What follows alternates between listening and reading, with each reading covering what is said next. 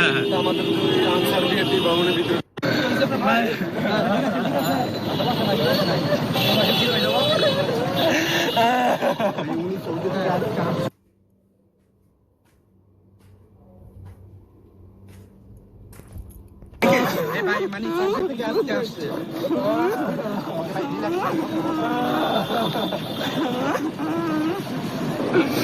ভাই আপনারা কিছু মনে করেন না, এখানে যারা আছেন আন্দোলনকারীও না, এরা ছাত্রলীগও না ভাই, এরা যার থেকে যাচ্ছে নিয়ে যাচ্ছে ভাই।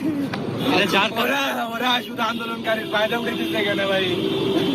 কোন জায়গা? এটা কোন জায়গা? ভবনের এই জায়গাটা। আপনারা যখন আসছিলেন তখন কিসে ছিলেন? আপনারা কিসে ছিলেন?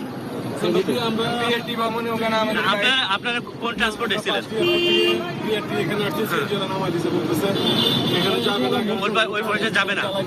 হ্যাঁ হ্যাঁ, আমাদের আনসার বিএটি ভবনের ভিতরে ঢুকাইছিল, আমরা 1-2 ঘন্টা এখানে রেস্ট নিয়েছি।